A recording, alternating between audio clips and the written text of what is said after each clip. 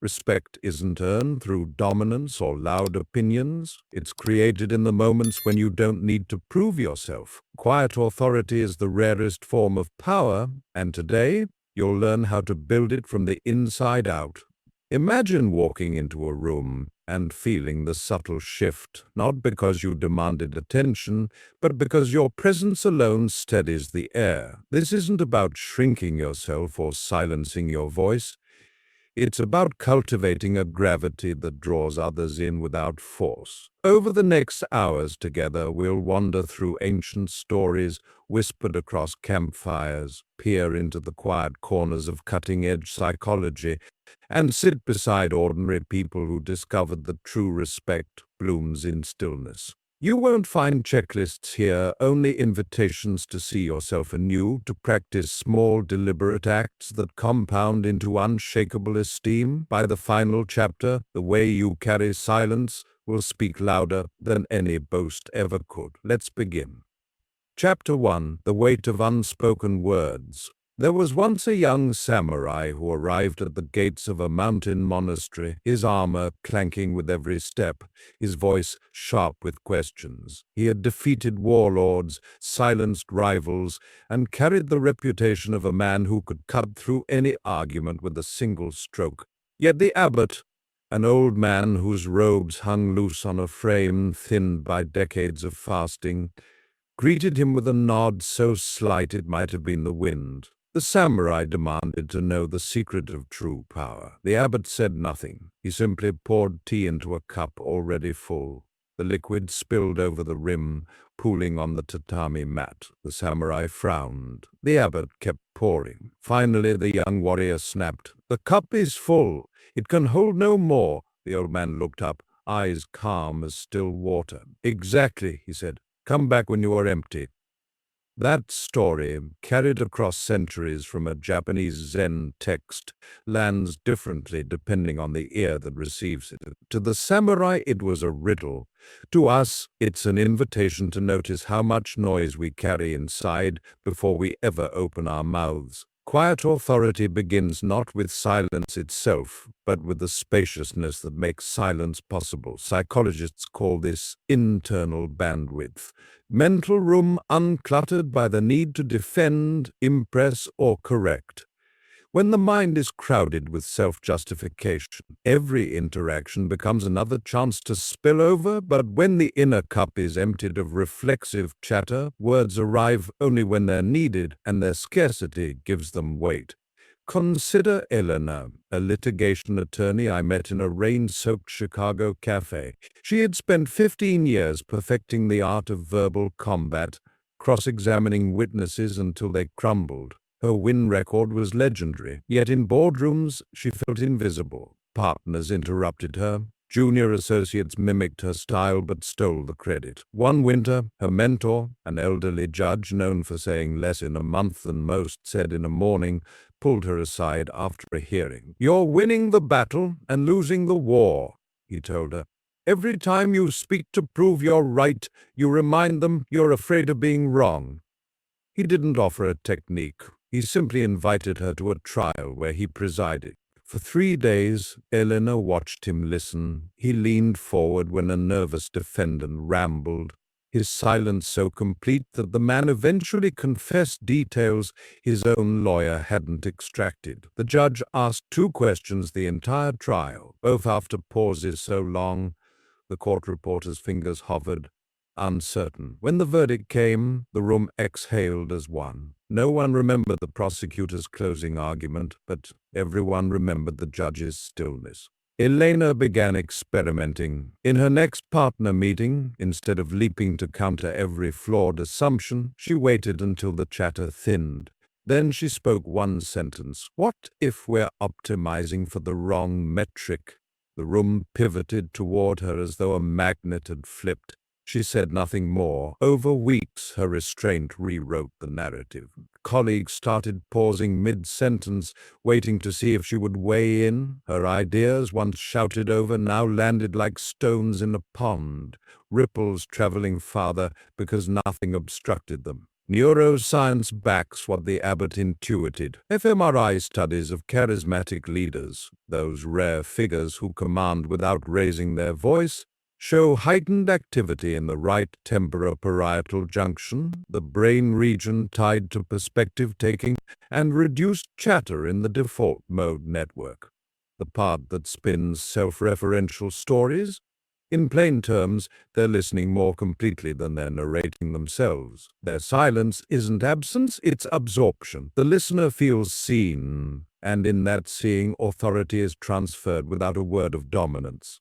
Start small. Tonight, in your next conversation, practice the 3-breath rule. When someone finishes speaking, inhale once to settle your body, exhale to release the urge to reply, then inhale again to truly hear what lingers beneath their words. Only on the third exhale, decide whether speech is necessary. Most of the time, it won't be. The pause feels eternal to you, 3 seconds, but to them it feels like respect. Over months, these pauses compound. People begin describing you as thoughtful, wise, the one who just gets it. They won't trace the shift to your breathing, they'll simply feel the gravity.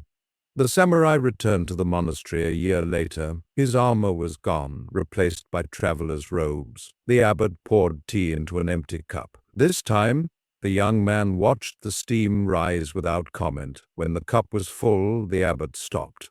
The samurai bowed. No words passed between them, yet the monastery's newest students would later swear the air itself felt heavier that morning, as though the mountain had leaned in to listen. Chapter 2. The Still Point Beneath the Storm. A fisherman once set sail from a small Icelandic village at dawn, his boat little more than a shell of tarred wood against the North Atlantic's moods. The sky was the color of pewter, and the elders on the dock shook their heads. They could smell the storm coming in the salt. By midday, the sea rose in black hills, each wave taller than the mast. The fisherman's crew, 3 brothers barely old enough to grow beards, shouted over the wind, hauling ropes, bailing water, cursing the gods who had lured them out. The fisherman himself said nothing. He stood at the helm, one hand on the tiller, the other pressed flat against his chest as though feeling for a heartbeat beneath the oilskin. When lightning split the horizon and the mainsail tore with a sound like a dying gull, the youngest brother screamed that they should turn back, and the fisherman waited until the boy's voice cracked into silence, then spoke a single sentence, low enough that the storm almost swallowed it. The sea doesn't care what we want. He did not raise his voice, did not repeat himself. Yet the brothers stopped thrashing. They watched his eyes, gray as the water, steady as the cliffs they could no longer see, and something in that gaze told them the way home was through the storm, not away from it. Hours later, when the boat limped into the harbor with half a mast and no fish, the village gathered. No one asked about the catch. They asked how the fisherman had kept 4 souls alive. He shrugged, wrung seawater from his beard, and walked home. The story spread anyway. He had not fought the storm. He had become the still point the storm moved around. That image, the eye of the hurricane, the hub of the wheel, lives in every culture's marrow. The Norse called it orlog, the unmovable layer beneath fate's weave. The Taoists spoke of Wu Wei, action through non-action. Modern physics describes it in the stillness of a spinning gyroscope. The faster the outer rim turns, the more necessary the motionless core. Quiet authority is not the absence of chaos, it is the cultivated capacity to remain internally unshaken while chaos exhausts itself against you. The fisherman did not silence the storm, but his composure gave the others something to orient toward when their own bearings failed. Respect followed, not because he conquered the sea, but because he refused to be conquered by it. Let's linger with that refusal because it is rarely dramatic. Most of us will never face a North Atlantic gale, yet every inbox overflow and every passive-aggressive colleague, every sleepless 3 a.m. spiral is its own squall. The reflex is to match intensity with intensity. Reply all in bold caps, defend ourselves before the accusation lands, scroll for proof we're right. Each reaction is a wave we add to the storm. The path of subtle authority runs perpendicular. Absorb, recenter, respond only when the energy has somewhere useful to land. I once shadowed a trauma surgeon named Marcus in a level 1 hospital in Johannesburg. His theater ran like a cathedral, where the hymns were beeps and the incense was antiseptic. Gunshot wounds arrived in clusters after payday weekends. The corridors echoed with drunk relatives and desperate pleas. Residents buzzed like bees around a hive, shouting for blood, crashing trolleys, reciting differentials at triple speed. Marcus moved through it all at the pace of a man walking his dog on a Sunday. He scrubbed in without hurry, gloved hands dripping, and stood at the table while a 17-year-old bled out from a knife to the liver. The anesthesiologists snapped that they were losing pressure. A junior surgeon fumbled a clamp and swore. Marcus placed 2 fingers on the boy's pulse, closed his eyes for one breath, and said, "Quiet, please. Not loud, not sharp, just the verbal equivalent of a hand on a shoulder." The room obeyed. Monitors still shrieked, but human noise dropped to a murmur. Marcus worked for 90 minutes, his voice surfacing only to name instruments or ask for suction. When the boy's pressure stabilized, the team exhaled as one. Later, in the locker room, a resident asked how he stayed calm. Marcus laughed, the sound of gravel under tires. "I'm not calm," he said. "I'm curated. I decide which fires get my oxygen." That curation is learnable, though it feels impossible when adrenaline hijacks the wheel. The polyvagal theory offers a map. Our nervous system toggles between fight-flight, sympathetic surge, freeze, dorsal vagal shutdown, and social engagement, ventral vagal calm. Loud authority lives in fight-flight, raised voice, clenched jaw, the need to dominate before being dominated. Quiet authority requires deliberate activation of the ventral vagal state, where the face softens, the breath lengthens, and the ears open. The trigger is not willpower, but safety, first internal, then interpersonal. Marcus curated safety by ritual. Every morning he spent 4 minutes in the chapel, not praying, just sitting until the pew's wood grain became a mandala. The residents thought it was religion, it was regulation. You can build your own chapel anywhere. Try this. Designate a threshold. Your car door, the office elevator, the mat outside your apartment. Cross it with the intention to exhale 1 notch deeper than you inhaled. Over weeks, the body learns that threshold equals downshift. The storm still rages, but your physiology refuses to add kindling. People notice the microsecond before they can name it. Your shoulders don't rise to meet theirs. Your eyes don't dart to the exit. In that gap, they borrow your calm the way sailors once borrowed the fisherman's gaze. Of course, stillness without substance collapses into passivity. The fisherman knew currents. Marcus knew anatomy.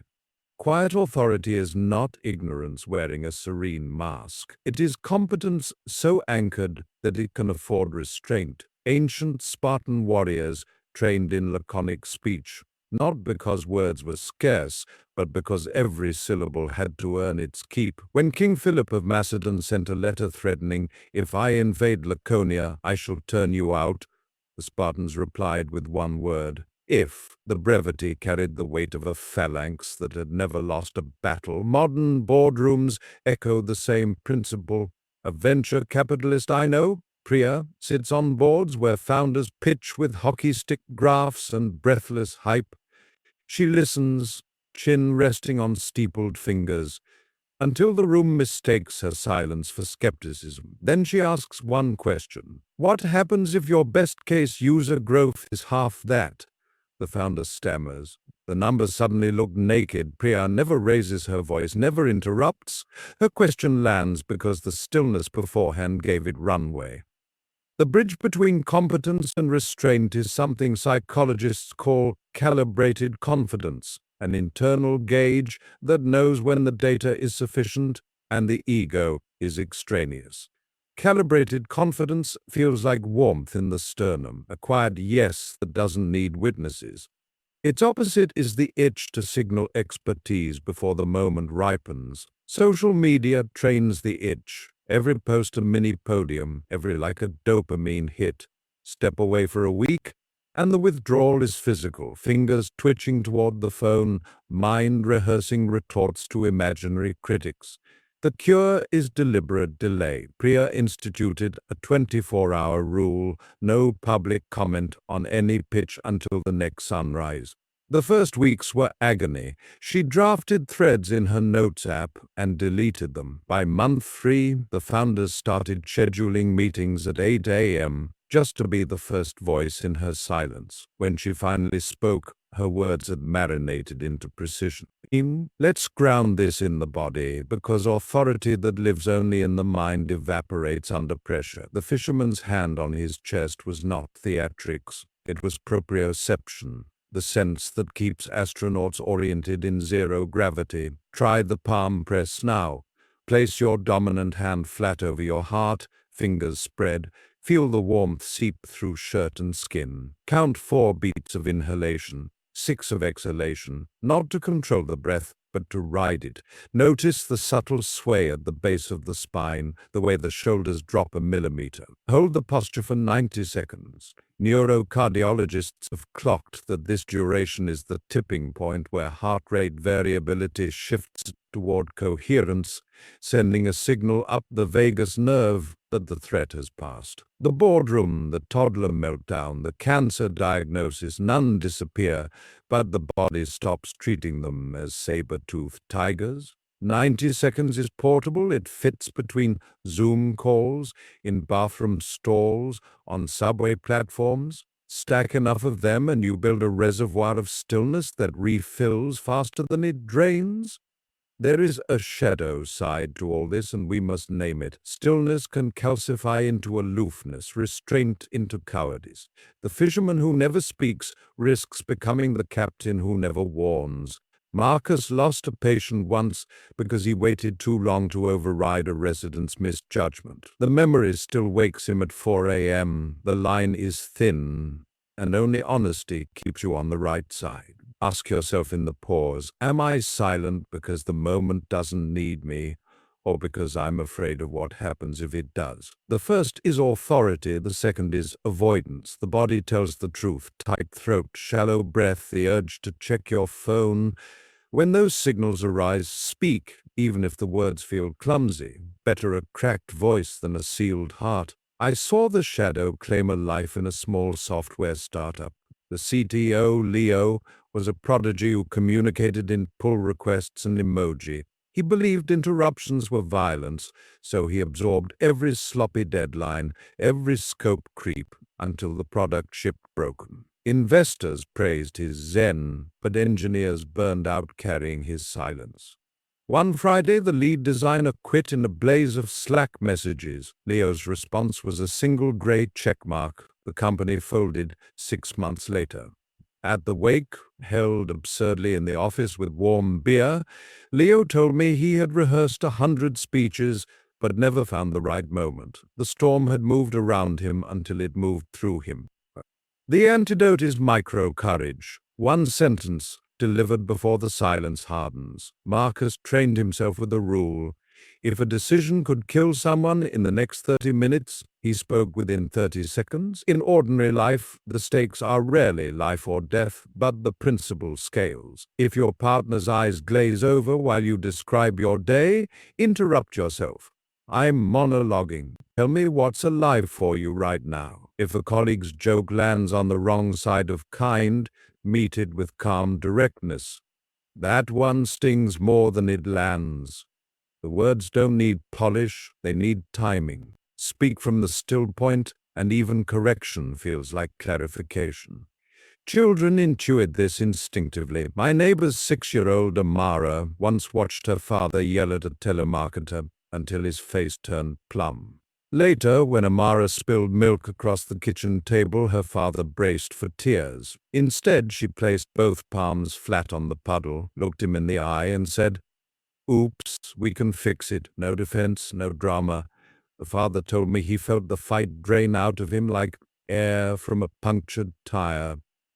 He wiped the table in silence, and from that day forward, Amara's spills became teaching moments rather than detonations. Her stillness at 6 outranked his volume at 40. As we leave the fisherman to his hearth and Marcus to his chapel, carry this image: a lake at dawn, mist rising in slow spirals, a pebble drops, plunk, and the ripples travel outward, perfect circles undisturbed by wind because the water beneath is deep. Your life is the lake. Storms will come, some you invite, some arrive unannounced. Depth is not built in the storm but in the ordinary hours, the 90-second palm press, the 24-hour delay, the question that waits for the room to lean in. Depth is the decision to become the still point, not by denying the waves but by refusing to become them.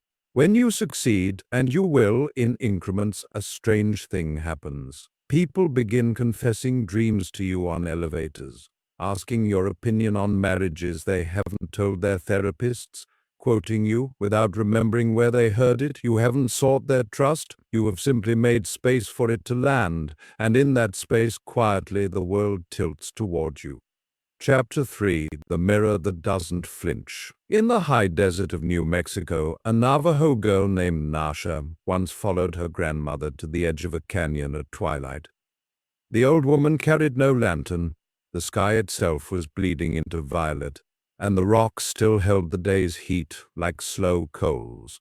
They sat on a ledge where countless grandmothers had sat before, legs dangling above a drop that swallowed sound. Nasha, 8 years old, and full of city questions from a summer with her father in Albuquerque, asked why the canyon was called Zil-ee, the mountain that sees. Her grandmother pointed to the opposite wall, where the last light painted a face in shadow and stone, an eye, a nose, the suggestion of a mouth. Every evening, she said, the mountain watches the sun die. Every morning, it watches the sun come back. It never blinks, never turns away. That is how you learn who you are. Nasha squinted, trying to hold the face in focus, but the dark kept shifting. Her grandmother touched the girl's cheek. Stop trying to see it, let it see you. That canyon still stands, though Nasha is now a cardiovascular surgeon in Berlin. Her hair threaded with silver, she refuses to dye. She told me the story in the hospital cafeteria, steam curling from her coffee like the mist off those childhood rocks. She had just lost a patient, a 42-year-old father whose heart gave out under her scalpel, despite every protocol. And the grief sat on her shoulders like a raven. Colleagues tiptoed past her table, offering the tight smiles reserved for shared failure. Nasha did not return them. She stared into the black surface of her drink until the raven lifted. Then she stood, walked to the nurse's station, and asked the charge nurse to gather the team. 10 minutes later, 20 people crowded a conference room that smelled of bleach and burnt coffee. Nasha did not open with apology or defense. She simply said, "Tell me what you saw." One by one they spoke. The moment the rhythm flattened, the delay in compression, the drug dosage she had second-guessed, she listened without grimace or nod, her face as unchanging as the canyon wall. When the last voice faded, she said, "Thank you. We will do better because we have seen clearly." No one left that room unchanged. The raven had flown, and in its place was a shared map of the next life they would save. The nurses still call her Zil-ee behind her back, not mockingly, but with the reverence reserved for something ancient that refuses to flinch. Quiet authority is not self-effacement, it is the courage to be seen without distortion. The mirror that doesn't flinch reflects both light and shadow with equal fidelity, and in that unflinching gaze, others discover permission to look at themselves. The grandmother's lesson was not about the canyon's stoicism, but about the reciprocity of true seeing. The mountain holds the sun's death and rebirth, and in holding, teaches the watcher to hold herself. Nasha carried that reciprocity into the operating theater, into grief, into the small daily moments when ego begs to blur the truth. Most of us spend our lives polishing the mirror until it flatters, We angle our accomplishments to catch the best light, tilt our failures into shadow. Social media is the funhouse version. Filters, captions, the strategic crop. Even in private, the mind curates, rehearsing the comeback we didn't deliver, editing the memory until we star in our own highlight reel. The cost is subtle but cumulative. Relationships built on partial truths, decisions warped by the need to protect the edited self. Quiet authority begins with the decision to stop polishing, not to shatter the mirror in dramatic confession, but to let it be scratched, fogged, imperfect, still reflective.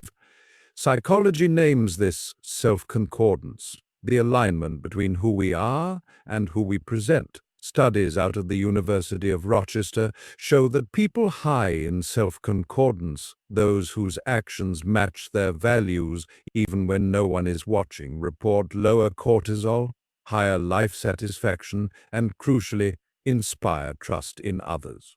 The mechanism is mirror neurons. When we witness authenticity, our brains simulate it, creating a feedback loop of mutual openness.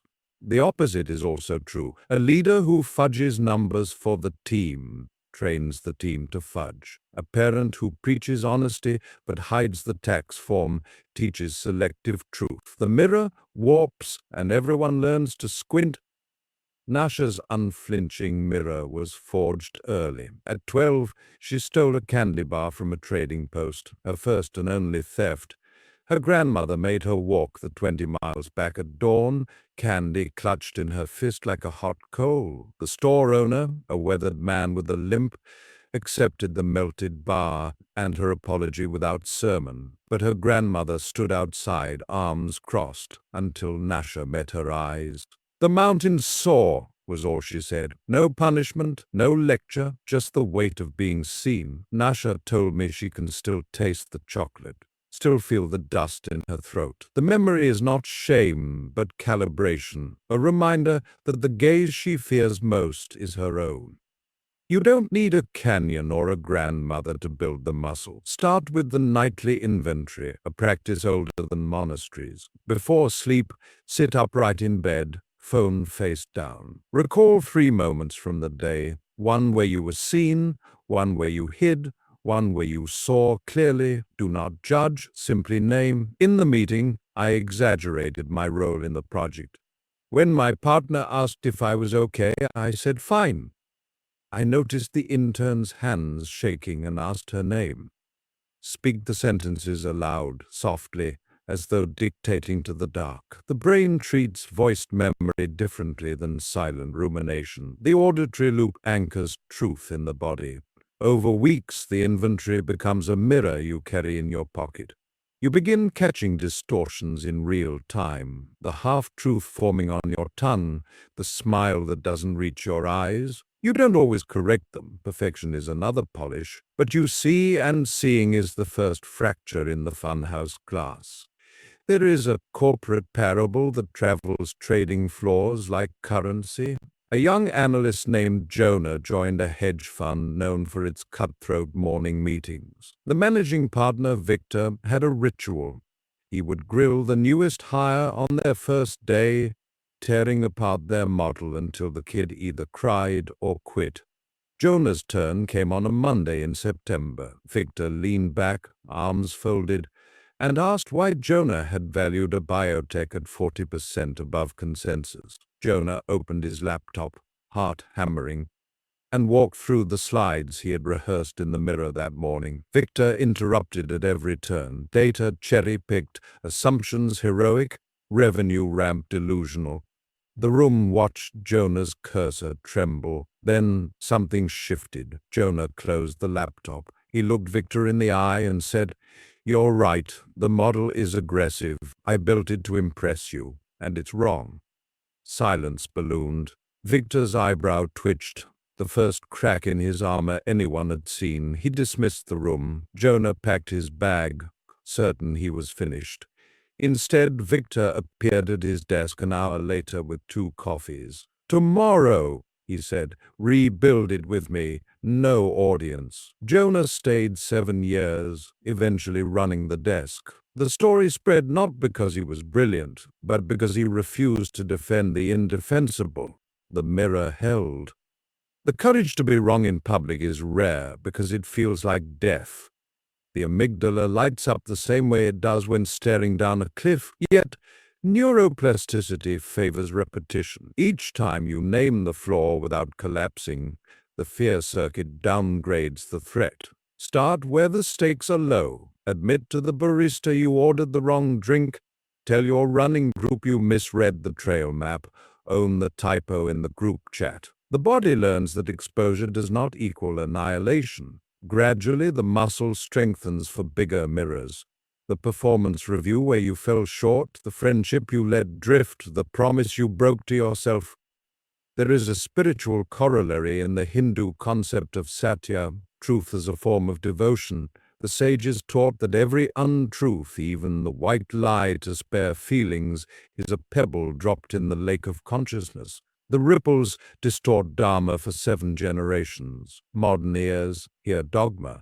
But strip the metaphysics, and the principle endures. Truth is structural. A life built on partial truths is a house with crooked beams. Eventually the roof sags. Quiet authority is the willingness to live in the unfinished house. Windows open, letting the wind blow through the gaps. I watched this play out in a women's prison outside Cape Town. The warden, Thandi, had instituted a restorative circle for inmates serving life. Every Thursday, 10 women sat in a ring of plastic chairs, each holding a stone. The rule was brutal in its simplicity. Speak only what is true, or pass the stone. One week, a woman named Naledi, convicted of killing her abusive husband, passed for the 3rd time. The silence stretched until the fluorescent lights hummed like insects. Finally she spoke, voice raw. I pass because I still want you to like me. I killed him, and part of me is glad. The room did not gasp, it exhaled. Another woman, serving time for fraud, set her stone down. I pass because I've been lying about missing my kids. I gave them up for adoption before I came here, and I tell myself it was for them, but it was for me. One by one, stones hit the floor. Thandi said nothing. She simply placed her own stone in the center. By the end, the circle was empty. The guards outside expected chaos. Instead, the women asked for brooms to sweep the floor they had never noticed was dirty. Truth had become the broom. The mirror also reflects what is beautiful, and here lies the second discipline, the courage to be seen in your enoughness. We are practiced at deflecting praise, wave it away, minimize, change the subject. The reflex is humility's evil twin, a fear that if we stand fully in the light, someone will notice the cracks. Yet receiving is the other half of reflection. When Nash's team saved a child after 12 hours of surgery, the parents wept at her feet. She knelt, let their tears soak her clogs, and said, "We are honored to be your hands." No deflection, no diminishment. The parents later named the boy after her. The mirror held both the failure and the miracle. Practice receiving with the same inventory. At day's end, name one moment you were seen in your competence. The colleague who thanked you for the edit, the stranger who smiled at your kindness, the quiet pride when the code compiled on the first try. Let the warmth land without the urge to qualify. The brain logs it as safety, and safety is the soil where authentic presence grows. There is a physiological signature to the unflinching mirror. Heart rate variability, the dance between acceleration and deceleration, reaches coherence when we are neither defending nor performing. Coherence looks like a sine wave, smooth and unhurried. You can train it with a simple mirror exercise, though not the metaphorical kind. Stand in front of an actual mirror, feet rooted, gaze soft. For 2 minutes, look at your own eyes without agenda. Notice the urge to smile, to frown, to look away. Let it pass like clouds. The practice is ancient. Sufis call it muraqaba, watchful presence, and modern labs confirm it downregulates the amygdala while activating the insula, the seat of interoception. You are teaching the body that being seen is not the same as being judged. Children, again, are the masters. My daughter at 4 once drew a crayon sun with a smiley face and arms. She presented it to me with the solemnity of a treaty. I started to say it was beautiful, then caught myself in the adult trap of evaluation. Instead, I knelt, met her eyes, and said, "Tell me about your son." She launched into a story of how the sun was lonely until it grew arms to hug the clouds. I listened until she finished, then hung the drawing above my desk. Months later, I found her in my office, standing on a chair, adding stars with a stolen Sharpie. "So the sun has friends now," she explained. The mirror had reflected her enoughness back, and she kept building. As we leave Nasha in her Berlin cafeteria and Tandy in her circle of stones, carry the canyon's lesson into your pockets. The world is full of funhouse mirrors, billboards, algorithms, the inner critic who narrates your flaws in high definition. Your task is not to smash them, but to carry a small true mirror wherever you go. Polish it with honesty, warm it with reception, hold it steady when others avert their gaze. Over time, people will begin to check their reflection in you, not because you are flawless, but because you refuse to flinch from the scratches. And in that refusal, they will see themselves clearly for the first time. The mountain does not blink, neither now do you. Chapter 4. The Slow River That Carves Stone. In the spring of 1892, a Scottish missionary named Alistair MacLeod trudged along the banks of the Zambezi with a Xhosa guide named Netsika. They were searching for a ford shallow enough to cross with a wagon of medical supplies, but the river had swollen with upstream rains, its surface the color of strong tea and twice as restless. Alistair, educated at Edinburgh and fluent in Latin, kept consulting his folded map, muttering about contour lines and gradients, and Sika walked barefoot, eyes on the water rather than the paper. After 3 hours of false starts, Alistair slapped the map against his thigh in frustration. "This river is laughing at us," he said. And Sika crouched, dipped his fingers, and tasted the current. "No," he replied, "it is teaching." That night they camped on a sandbar, fire low to avoid crocodiles. Netsika told Alistair a story his grandmother had told him. Long ago the river was a reckless youth who tried to race the wind. He roared through the valley, uprooting trees, drowning villages, boasting that nothing could slow him. The mountains listened, then placed a single pebble in his path. The river laughed and surged around it. Another pebble appeared, then another. Over centuries, the pebbles became boulders, the boulders a gorge, the gorge Victoria Falls. The river never stopped moving, but it learned to move with the land instead of against it. "Speed is not strength," Ntsika said, feeding the fire a handful of dry grass. "Depth is." Alistair wrote the story in his journal that night, and years later, when he founded a clinic in the Eastern Cape, he hung a watercolor of the falls above the dispensary door. Patients waiting for quinine or stitches would stare at the mist rising like breath from the chasm and ask what it meant. Alistair, by then fluent in Xhosa and half-forgotten Latin, would answer, "The river teaches us to arrive without announcing." The clinic still stands. The painting has faded, but the phrase is carved into the lintel in both languages. Quiet authority flows the same way, not as a thunderclap, but as a current that finds the path of least resistance, and in finding it, reshapes the landscape. It is the art of influence without friction, progress without proclamation, where loud power pushes, subtle power permeates. Where dominance demands, depth invites. The river does not argue with the stone. It simply keeps moving until the stone yields. Most of us are educated in the thunderclap model. Schools reward the raised hand, the quick answer. Workplaces promote the loudest voice in the room. Social media algorithms amplify the hottest take. We learn to equate velocity with value, volume with validity. Yet, the data tells a quieter story. Longitudinal studies of leadership effectiveness tracking thousands of executives over decades, find that the single strongest predictor of long-term influence is not charisma or IQ, but strategic patience.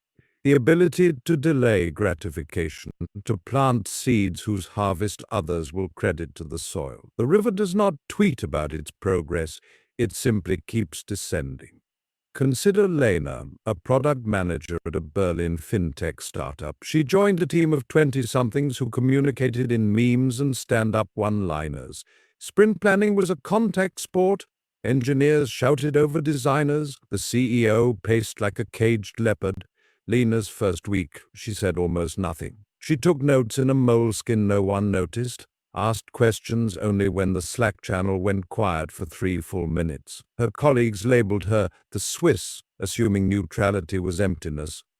6 months later, the company's flagship app crashed during a funding demo. Investors watched the loading spinner spin into oblivion while the CEO swore in 3 languages.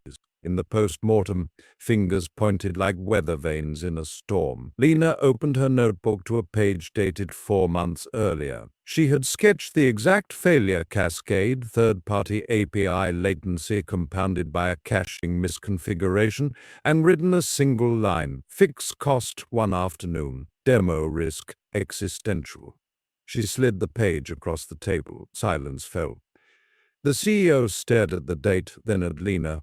"Why didn't you say something?" he asked. Lena shrugged. "I did in the retro on March 12th, item number 17.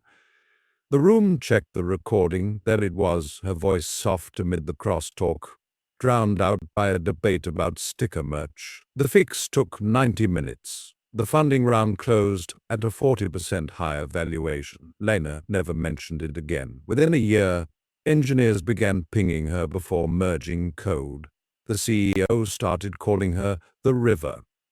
The river's power is compound interest in human form. Small, consistent acts, listening until the other person runs out of steam, asking the question no one else thinks to ask, documenting the insight others are too busy to notice, accrue beneath the surface. Over time, the landscape shifts without a single dramatic gesture. Psychologists call this the sleeper effect.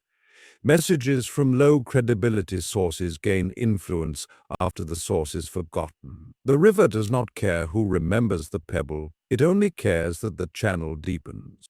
You can begin tonight. Choose one recurring meeting, staff sync, family dinner, group chat, and adopt the 90/10 rule. Speak only after the first 90% of airtime has been claimed by others. And even then, limit yourself to 10% of the remaining oxygen. The constraint feels artificial, like training wheels, but it rewires the brain's reward system. Dopamine shifts from the hit of being heard to the subtler pleasure of being heeded. Within weeks, people start leaning in when you lean back. They may not remember what you said last quarter, but they remember the feeling of space around your words. There is a physiological signature to the slow river. Heart rate decelerates into the 0.1 Hz range, 6 breaths per minute, creating resonance between cardiovascular and respiratory systems. Athletes call it the zone. Meditators call it samadhi. River guides call it reading water. You can induce it deliberately with box breathing. Inhale 4, hold 4, exhale 4, hold 4. Do it for 5 cycles before entering any room where influence matters. The body learns to associate the pattern with calm potency. Over months, the pattern becomes a reflex. You walk into chaos, and the chaos slows to meet you, the way white water smooths when it senses depth ahead. Of course, the river metaphor has limits. Water is amoral, people are not. The Zambezi has drowned more dreams than it has carried. Subtle authority without ethics becomes manipulation, the slow drip of gossip, the withheld truth that erodes trust. The antidote is transparency of intent. Nensika's river moved with the land, not against it. Before you choose silence, ask, does this serve the whole or only my position in it? The question is a pebble you place in your own path. Answer honestly, and the current stays clean. I watched the shadow claim a career in a London newsroom. The political editor Simon was a master of the slow drip. He never raised his voice, never sent angry emails. Instead, he planted doubts in private chats. Interesting that Sarah got the byline again. Wonder who she knows. Over 2 years, Sarah's sources dried up, her scoops credited to others. Simon's bylines multiplied. When Sarah finally confronted him in the pub, he looked wounded. "I've only ever supported you," he said, eyes wide. Thaily, the newsroom split into camps, but Simon's camp was quieter, deeper, harder to argue with. Sarah left for a rival paper. Simon was promoted to deputy editor. 6 months later, a fact-checking scandal tanked his flagship investigation. The whispers he had seeded turned on him overnight. He resigned before the inquiry finished. The river had carved a channel straight through his own foundation. The difference between Simon and Lena was not talent, but telos, end goal. Lena's notebook was a gift to the team. Simon's whispers were a tax on it. Quiet authority aligned with service widens the river for everyone. Aligned with ego, it narrows into a trickle that eventually runs dry. There is a practice from the Quaker tradition called holding in the light. When a decision looms, the community sits in silence, each person imagining the issue bathed in unconditional regard. No debate, no vote, just shared stillness until clarity emerges. Secular teams can adapt it. Before a product launch, a merger vote, a difficult conversation, gather the stakeholders for 3 minutes of silence. No agenda, no phones, simply breathe together. The first time feels awkward, like a corporate trust fall. By the third, ideas surface unforced, objections soften, alignment happens without persuasion. The river finds its channel. Children once more are the natural hydrologists. My son at 7 became obsessed with dams. He built them in the garden with sticks and mud, redirecting the hose until the lawn became an archipelago. One afternoon, he invited the neighbor's daughter to help. She wanted a waterfall. He wanted a lake. They argued until the hose kinked and sprayed them both. Soaked and furious, they sat on the patio steps. I watched from the kitchen, ready to intervene. Instead, my son picked up a twig and drew a line in the mud between them. "Your water goes here," he said. "Mine goes here, and we meet in the middle." They worked until dusk. The result, a lopsided canal that fed both lake and fall. The next day, 3 more kids showed up with buckets. By summer's end, the garden was a watershed. No one remembered who started it. They only remembered the feeling of flow. As we leave Alistair's clinic and Lena's notebook, carry the river in your veins. Notice where you rush to announce, where you damn others to protect your banks. Practice the 90-10th rule, the box breath, the 3-minute silence. Let your influence seep rather than splash. Over months, the evidence will accumulate. The colleague who credits you without prompting, the child who solves the fight before you referee, the decision that resolves itself because the right question lingered in the air like mist. You will not be louder, you will be deeper. And depth, like water, always finds its level. Chapter 5. The Lantern in the Fog. On the northern coast of Hokkaido, in a fishing village called Rishiri, there lived a lighthouse keeper named Kaede, whose light had guided ships through the Sea of Okhotsk for 43 winters. The tower was old, built of stone, blackened by salt and soot, and the lamp itself was a simple kerosene flame behind thick glass. No electricity reached the island in those days. The keeper's job was to climb the spiral stairs twice nightly, trim the wick, refill the reservoir, and turn the crank that kept the lens rotating. Kaede did this with the same unhurried rhythm, whether the sea was glass or whether typhoons tore the roof from the shed below. Fishermen swore the light never faltered, yet few had ever seen Kaede's face. She lived alone, spoke little, and when storms kept the supply boat away for weeks, she survived on dried kelp and the quiet company of gulls. One December night in 1957, a freighter radioed distress, engine failure, drifting toward the reefs. The Coast Guard cutter was icebound in Wakanai. Kaede lit the lamp as always, but then did something no keeper had done before. She opened the storm shutters wide, angled the beam directly onto the water, and held it steady. Not rotating, not sweeping, just a single shaft cutting through the blizzard like a blade of gold. The freighter's captain later said the light felt close enough to touch, as though the tower itself had stepped into the sea. They followed it in, hull scraping coral, but intact. 23 souls lived because Kaede chose presence over protocol. When the village elders climbed the tower the next morning to thank her, they found the lamp cold, the shutters closed, and Kaede gone.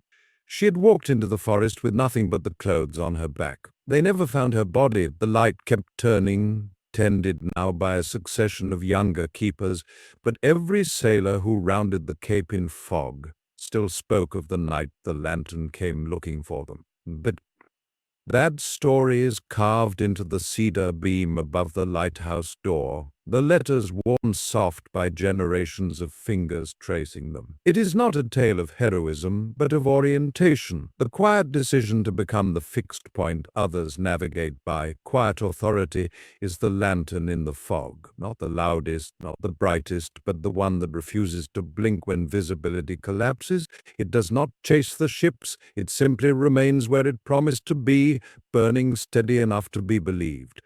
Most of us live in fog, thicker than any Hokkaido blizzard.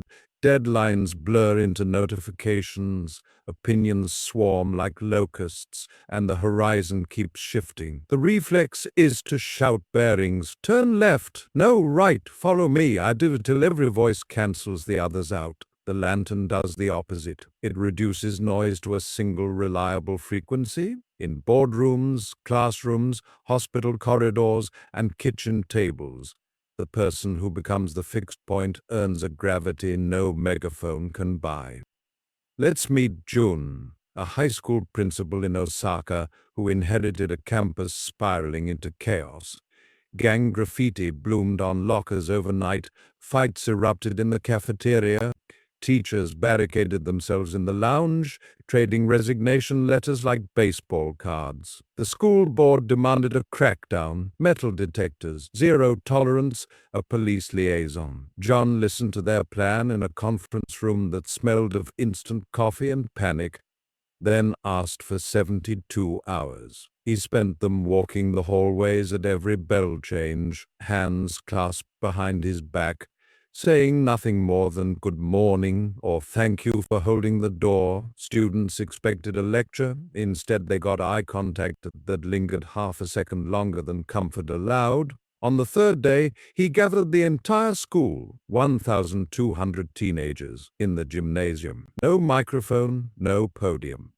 He stood on the polished floor, where basketball lines intersected, and waited. The chatter took 4 full minutes to die. When silence finally settled, Jun spoke one sentence. "I will be in the courtyard every morning at 7:45 if you need to talk." Then he bowed and left. The next morning, 3 students waited by the cherry trees. By Friday, 30.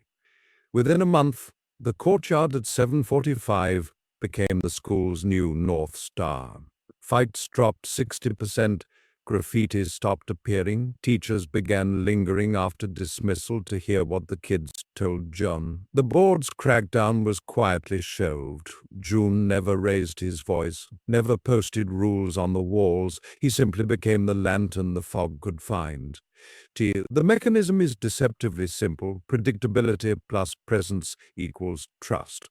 Neuroscientists at Kyoto University wired students to EEG caps and measured alpha wave synchrony, the brain's signature of felt safety when they interacted with authority figures. Teachers who varied their routines, surprise quizzes, pop-in inspections, triggered beta spikes, the neural equivalent of a deer hearing twigs snap. Teachers who appeared at the same doorway every morning, greeting each student by name, induced alpha coherence within 90 seconds. The effect scaled.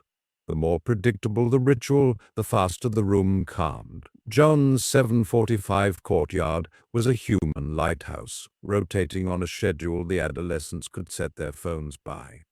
You can build your own lighthouse anywhere. Choose a single point of presence, your desk at 8:30, the coffee machine at 10:15, the park bench at sunset, and occupy it with monastic consistency. Do not announce it, simply be there. Bring a book, a notebook, a thermos, anything that signals availability without solicitation.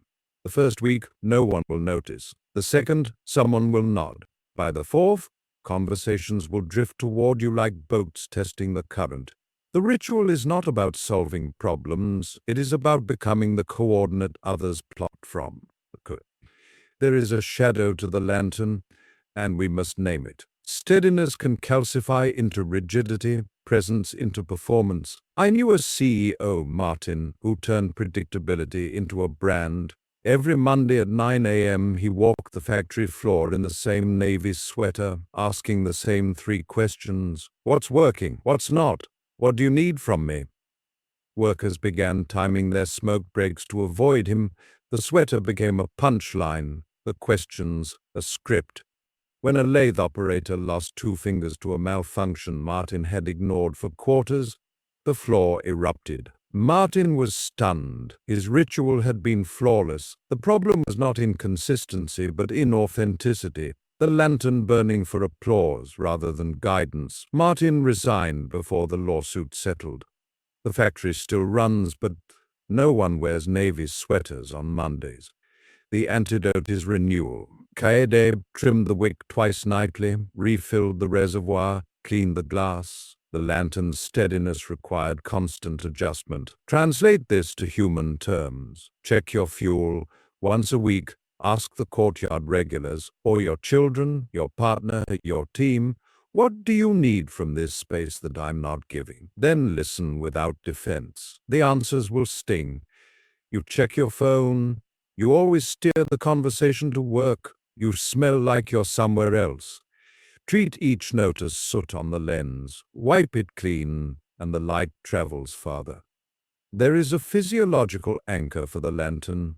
The vagus nerve, that wandering highway from brain to gut, responds to rhythmic certainty. Heart rate variability entrains to external tempos, drumming, chanting, the metronome of footsteps on stairs. Kaede's crank turned at 42 revolutions per minute, a cadence her body absorbed over decades. You can borrow the rhythm with a 5-7-8 breath. Inhale for 5, hold for 7, exhale for 8.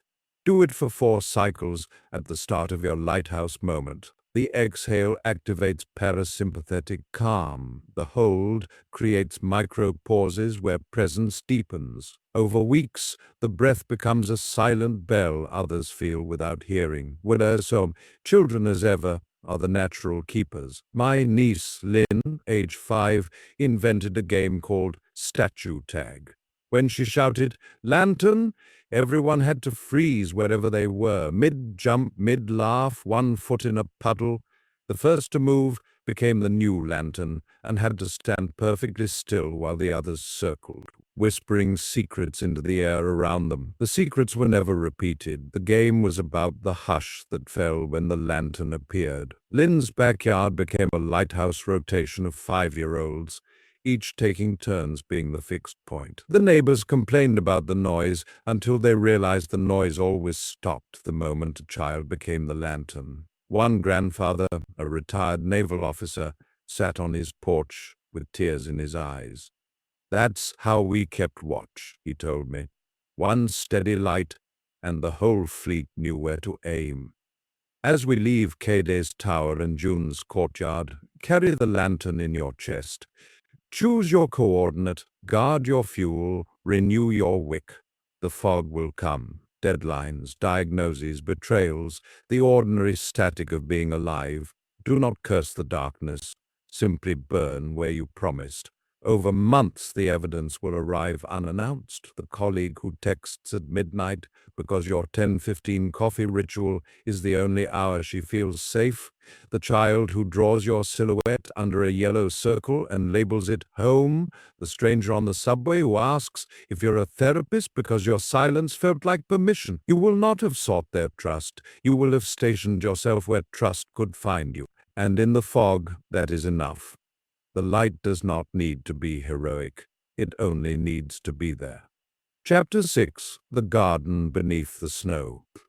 In the winter of 1778, a Shinto priest named Tetsuya left his shrine in the mountains of Yamagata and walked south through drifts so deep they swallowed the path. He carried no map, only a bamboo staff and a small lacquered box containing 3 persimmon seeds. The villagers had begged him to stay. Famine had emptied the granaries, and the shrine's rice offerings were down to a single sack. Tetsuya bowed, said the gods had asked him to plant elsewhere, and disappeared into the storm.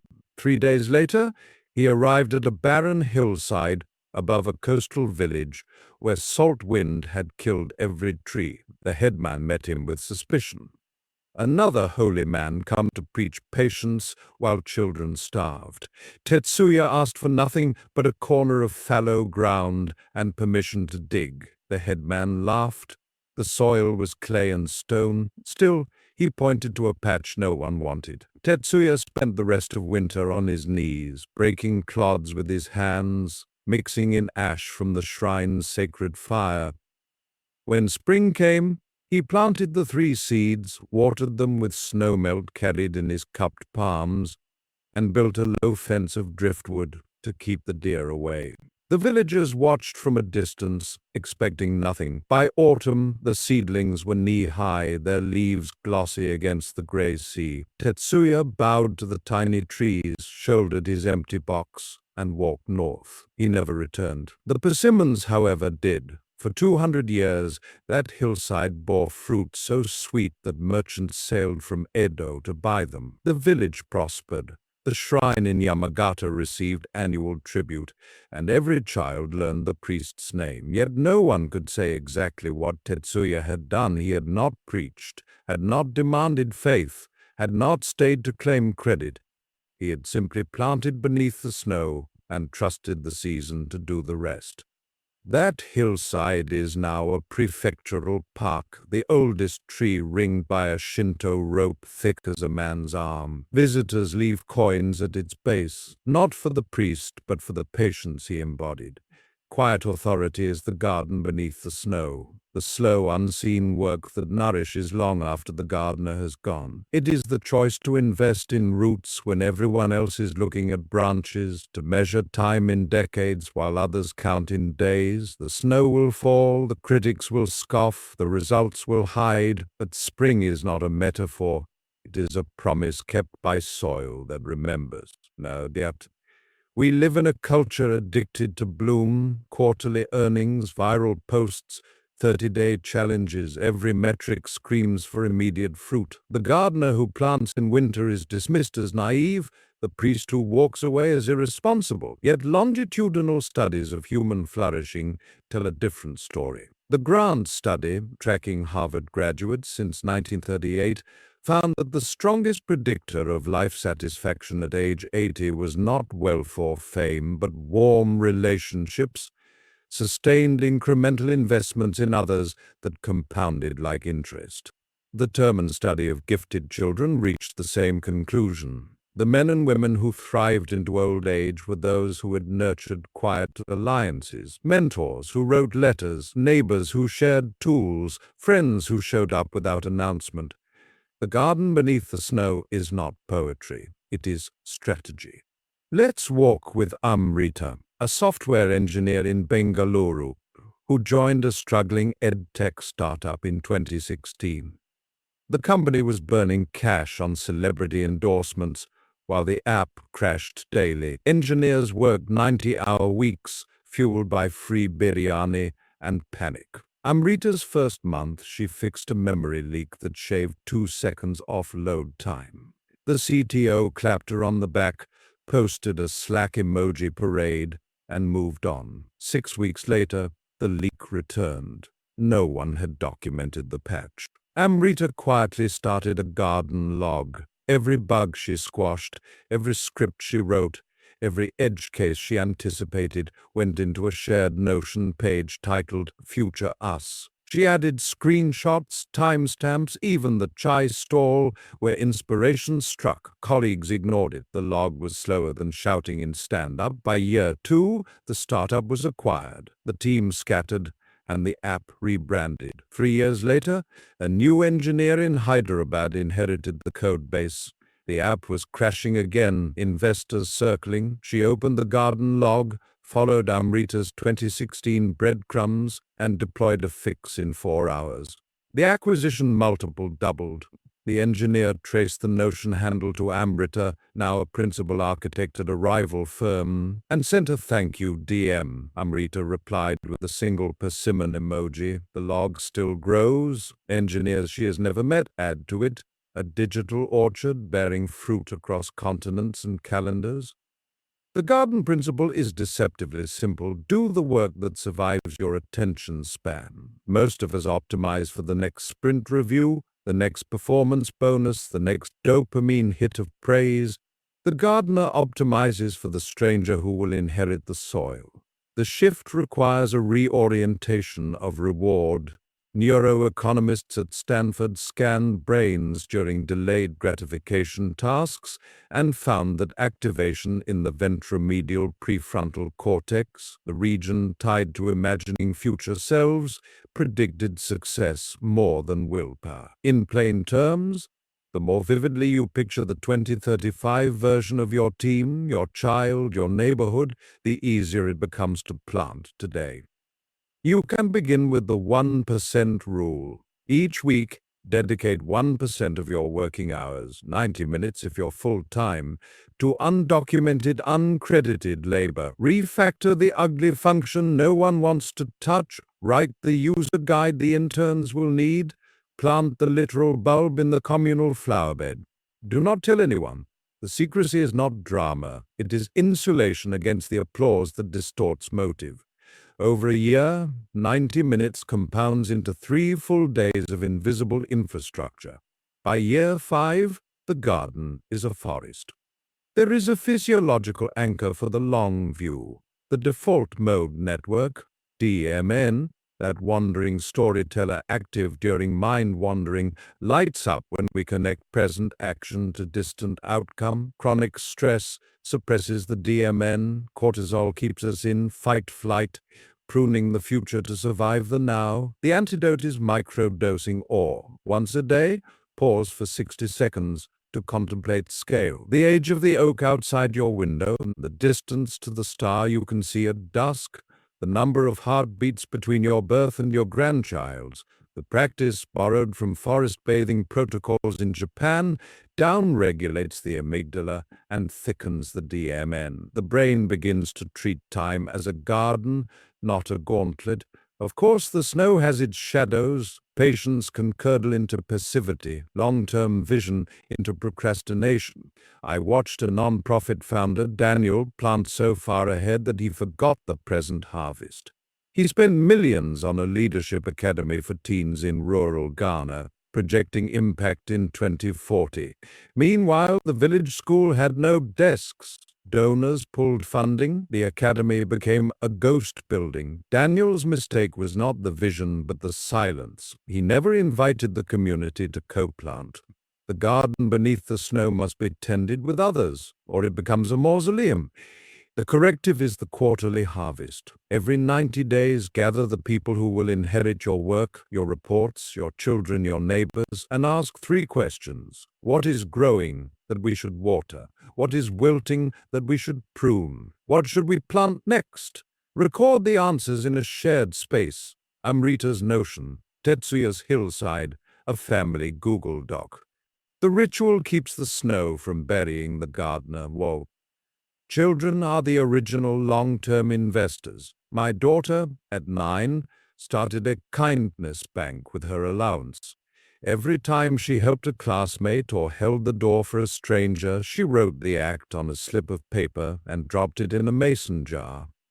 No one saw the slips. The jar lived under her bed. On the last day of school, she opened it and read them aloud to her little brother. There were 183 slips. She used her saved coins to buy ice cream for the entire class. The teacher cried. The brother asked if he could start his own jar. The garden was already spreading. As we leave Tetsuya's persimmons and Amrita's notion, carry the snow in your pocket. Notice where you optimize for applause, where you mistake motion for progress. Adopt the 1% rule, the 60-second awe, the quarterly harvest.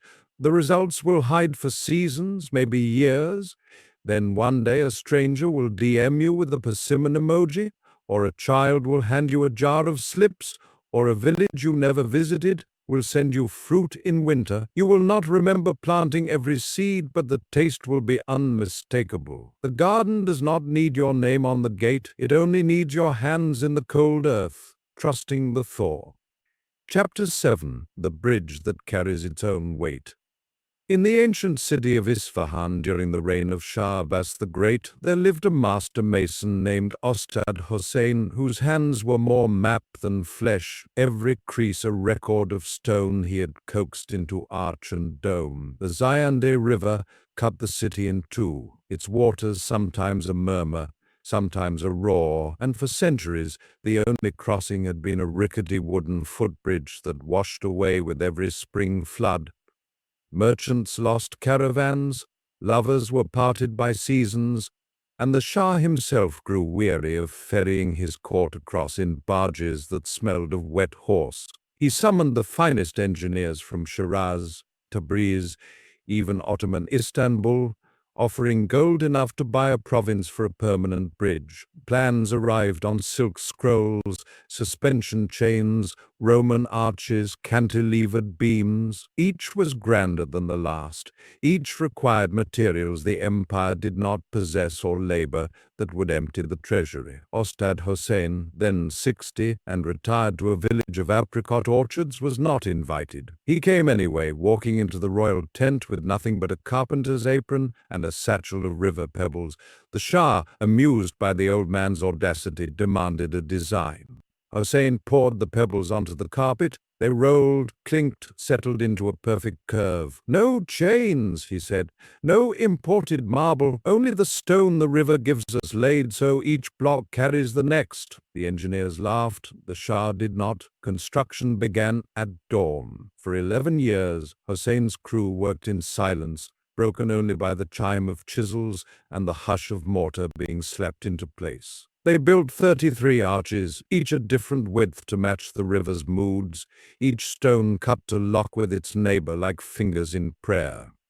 When the final keystone was set, the scaffold was removed in a single day. The bridge stood without fanfare, without inscription, without even the Shah's name. It is called Siose Pol today, 33 arches, and it has carried elephants, tanks, and millions of footsteps without a single repair. Ostad Hossein died the winter it opened, buried beneath a nameless slab in the mason's cemetery. The bridge, however, became his voice. Travelers crossing at twilight still pause mid-span, feeling the structure breathe beneath them, and swear they hear the old man whisper, "I am not holding the weight is holding itself." That bridge is more than engineering, it is a parable of load-bearing presence. Quiet authority is the arch that carries its own weight, the structure so perfectly balanced that force flows through it rather than against it. It does not strut or demand tribute, it simply refuses to collapse under the pressure others bring. The keystone is not the loudest stone, nor the largest, it is the one that completes the circle, allowing every block to lean on its neighbor until the span becomes stronger than any single piece. We build our lives on flimsier footbridges, promises we cannot keep, personas that sway in the wind, relationships held together by duct tape and denial. The water rises, layoffs, diagnoses, betrayals, and the planks snap. The path of subtle authority is to become the arch, to shape yourself so precisely that the weight of circumstance locks you into greater stability. This is not Stoicism's grim endurance. It is physics dressed in flesh. Let's cross the bridge with Matteo, a trauma nurse in Medellin who worked the night shift in a hospital that received the city's gunshot wounds like rain. The ER was a river of its own. Gurneys colliding, monitors screaming, families wailing in the corridor, doctors barked orders in Spanglish, orderlies slipped on blood.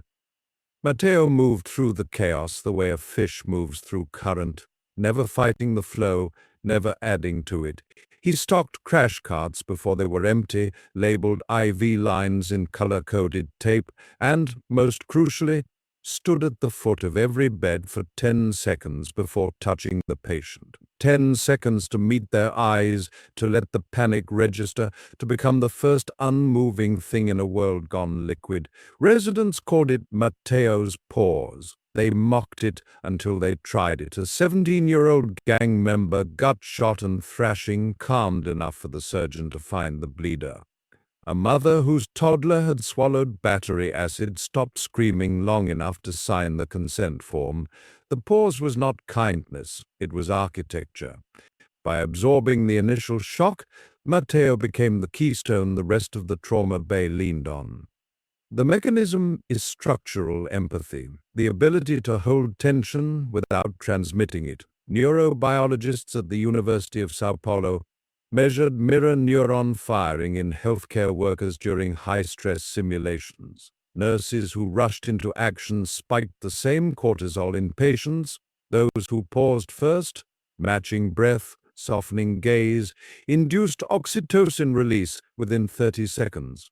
The patient's nervous system borrowed the nurse's stability the way one arch borrows another's compression. Matteo's 10 seconds with a keystone clicking into place. Soon, you can lay your first stone tonight. Choose one recurring pressure point, difficult email, toddler meltdown, passive-aggressive coworker, and insert the 10-second arch. Stand at the threshold, palms open, and count 1 Mississippi, 2 Mississippi, up to 10. Do not speak, do not fix. Simply be the unmoving point. The first attempts will feel like holding your breath underwater. By the 10th, the pressure will redistribute around you. The email's sting will land on your stillness instead of your spine. The toddler will climb into your lap instead of escalating. The coworker will hear their own echo and soften. The arch does not argue with the river. It invites the river to flow through. There is a shadow to the arch, and we must walk its underside. Rigidity, masquerading as strength, can crack under unexpected load. I knew a project manager, Claire, who prided herself on never missing a deadline. Her Gantt charts were cathedrals of precision, her stand-ups ran like clockwork. When a key developer's wife went into premature labor, Claire offered 2 days of bereavement leave and reassigned the sprint without blinking. The team delivered, but resentment calcified. 6 months later, when Claire herself needed emergency surgery, no one volunteered for overtime. The arch had carried the weight, but forgotten it was made of people. Claire recovered, but her career did not. She was gently restructured out. The bridge stood, but the masons walked away. The corrective is flexible mortar, the willingness to absorb lateral force. Ostad Hossein's arches were not identical. Some were wider to handle flood surge, some narrower for drought. Translate this to human terms. Build slack into your structure. Matteo kept a chaos drawer in the nurse's station. Extra tourniquets, glucose tabs, a spare phone charger, even a pack of cigarettes for the addict in withdrawal. When the system buckled, the drawer became the expansion joint that kept the arch from shearing. In your life, the drawer might be a rainy day fund, a standing coffee date with a friend who listens without fixing, a playlist that resets your nervous system in 4 minutes. The arch carries weight best when it can breathe. There is a physiological keystone, the fascial web, that lattice of connective tissue running from scalp to soles, responds to compressive force by distributing it evenly, like a suspension bridge in miniature. Trauma surgeons in Cape Town teach patients a bridge breath post-op. Inhale while arching the spine, exhale while rounding. repeating until the body remembers it is a span, not a stack. Do it for 2 minutes daily, preferably lying on a firm surface. The movement retrains the fascia to absorb impact rather than resist it. Over weeks, you will notice micro shifts. The slammed door that once jolted your shoulders now ripples through like water. The criticism that used to lodge in your throat now slides down the curve of your ribs. The body becomes the bridge. Children, as ever, are the master masons. My neighbor's son, Elias, age 7, built blanket forts that defied gravity. He would drape sheets over chairs, couches, even the dog, creating tunnels that held when his toddler sister barreled through. The secret was counterweight. A dictionary on one chair, a laundry basket on another, the tension in the fabric doing the work. When the fort inevitably collapsed, Elias did not rebuild the same structure. He adjusted, lower ceiling here, wider base there, until the next iteration withstood a dance party. His parents stopped helping, they simply watched the arch evolve. One afternoon, Elias looked up from a particularly ambitious span and said, "It's not about the blankets, it's about where they touch." The bridge had taught the boy before any adult could. As we leave Siose Paul at dusk, the call to prayer drifting across the water, carry the keystone in your spine. Notice where you brace instead of bend, where you demand the river slow instead of shaping the channel. Practice the 10-second arch, stock the chaos draw, move with the bridge breath. The weight will come, grief, ambition, the ordinary tonnage of love. Let it lock you into place. Over months, the evidence will arrive unannounced. The team that delivers under impossible deadlines because your pause became their rhythm, the child who builds a fort around your hospital bed, the stranger who crosses your path and feels inexplicably steadier on the other side. You will not have carried them, they will have carried you, and the bridge will hold because every stone learned to lean. The river keeps moving, so do you.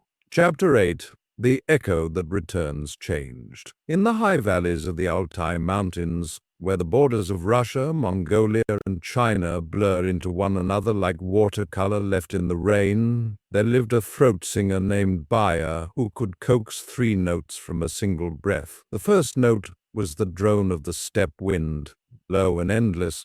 The second, the bright cry of an eagle overhead. The third, a harmonic so high it seemed to come from the listener's own skull. Shepherds claimed that when Baya sang at dusk, the herds stopped grazing and turned toward the sound, as though the mountains themselves had learned to listen. Baya never performed for crowds. He sang alone on the ridge above his yurt, facing west so the wind carried the notes into the void. Once a year, during the summer solstice, a few travelers would find their way to the ridge. Ethnomusicologists with tape recorders, curious herders from distant clans, a lost tourist or two.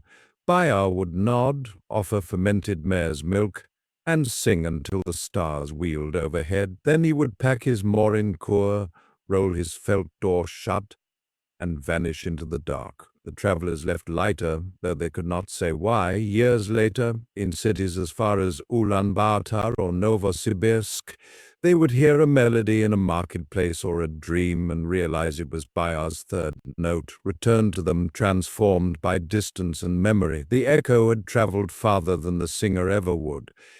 That ridge is still there, though Baya died in the winter of 1987, felled by a fever no shaman could name. His grandson Temujin now tends the herd and sings only when the wind asks. Visitors still come, fewer now, but they leave with the same likeness. The echo, it seems, has learned to live without its source. Quiet authority is the echo that returns changed. The word, the gesture, the silence that leaves your lips and comes back shaped by the canyon it crossed. It is not the loudest sound, but the one that resonates in the listener's bones long after the speaker has moved on. The throat singer does not chase the note.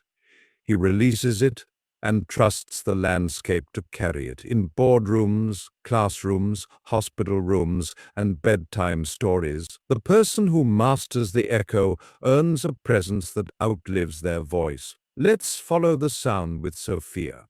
a restorative justice facilitator in Bogota who worked with former child soldiers and the families they had harmed. The sessions were held in a community center with peeling yellow paint and a tin roof that amplified every tear. Victims arrived clutching photographs of the dead. Ex-combatants arrived with ankles still scarred from shackles. The air was thick with rage and terror. Sophia began each circle with a single instruction. Speak only to the person across from you and listen as though your life depends on their story. Then she sat back, hands folded, and became the ridge the sound would bounce from. A mother would scream about her daughter's grave. A boy would whisper about the commander who held a gun to his head. Sophia did not mediate, did not summarize, did not offer tissues. She simply held the space until the words found their own harmonic. One afternoon, a grandmother named Gloria faced the 15-year-old who had burned her house. Gloria's voice cracked like dry earth. I see you and I hate what I see. The boy Miguel stared at the floor. Silence stretched until the ceiling fan clicked like a metronome. Then Miguel looked up and said, I see you too, Abuela, and I'm sorry the fire took your photographs. Gloria wept. Miguel wept. The circle exhaled. 6 months later, Gloria sent Sophia a Polaroid, Miguel rebuilding her kitchen, both of them smiling amid sawdust. On the back, Gloria had written, the echo came back as a hammer and nails. Sophia never claimed credit. She simply pinned the photo to the center's wall and started the next circle step. The mechanism is acoustic empathy, the ability to shape your sound so precisely that it returns carrying the listener's truth. Neuroacoustics labs in Copenhagen have mapped how harmonic overtones, those ghost notes above the fundamental, trigger the auditory cortex and the insula, the brain's seat of empathy, in tandem. When Bayard produced his third note, the listener's brain generated the harmonic internally, creating a feedback loop of shared resonance. Sophia's silence was the overtone. The speakers supplied the fundamental. The echo completed the chord. You can tune your own throat tonight. Choose one conversation daily and practice the 3-1 ratio. For every 3 sentences you speak, ask one question that invites the other to go deeper. Not how are you, but what did that moment feel like in your body? Not that's tough, but what part of this is hardest to carry alone? The questions are not interrogation, they are the ridge the sound will climb. The first week, you will feel the urge to fill the silence that follows, resist, count the ceiling tiles if you must. By the third week, the answers will lengthen, the overtones will appear, a sigh that carries a childhood memory, a pause that holds a forgiveness not yet spoken. The echo is learning your shape. There is a shadow to the echo, and we must listen for its distortion. Sound can be weaponized. The ridge can amplify harm. I knew a sales director, Victor, who mastered the art of the pregnant pause. In negotiations, he would let the client's offer hang in the air until discomfort forced a better deal. His team admired the tactic until they became the clients, Victor pausing after their raise requests, letting silence erode their confidence. Turnover spiked. The company's culture calcified into fear. Victor was promoted to VP, then quietly let go when the board realized the echo returning was resentment. The ridge had reflected his voice, not theirs. The corrective is harmonic integrity, the commitment to amplify truth, not manipulation.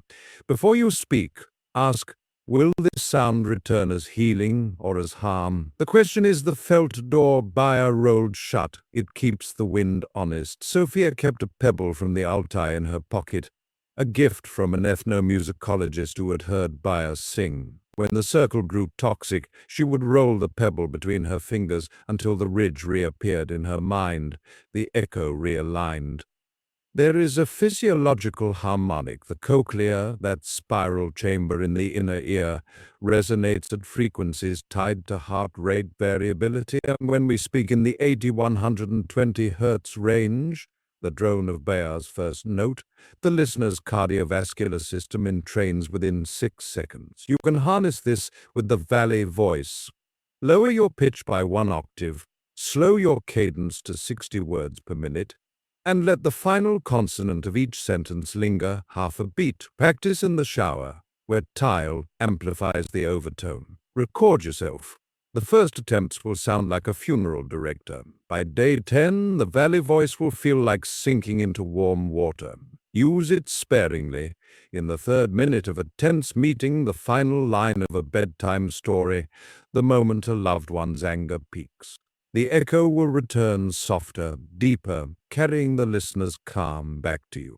Children are the original throat singers. My son, at 6, discovered that if he hummed while pressing his lips to my forehead, I could feel the vibration in my teeth. He called it secret talking and used it to confess fears he couldn't name aloud: the monster under the bed, the bully at recess, the worry that I would leave like his friend's dad did. The hum was the drone, my stillness was the ridge, the harmonic was the trust that grew between us. One night he hummed a melody I recognized, Bayar's 3rd note, learned from a documentary we had watched months earlier.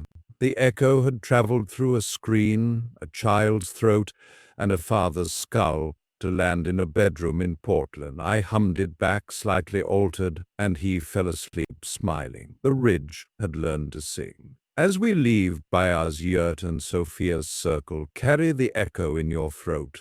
Notice where you overwrite the silence, where you mistake volume for resonance. Practice the 3-1 ratio, the valley voice, the pebble in the pocket. The sound will leave you and return changed, sometimes as a hammer and nails, sometimes as a child's hum, sometimes as a harmony you did not know you needed. You will not control the canyon, but you will shape the note, and in the shaping, the world will learn to listen. The echo does not need to be loud, it only needs to be true. Chapter 9, The Fire That Warms Without Burning.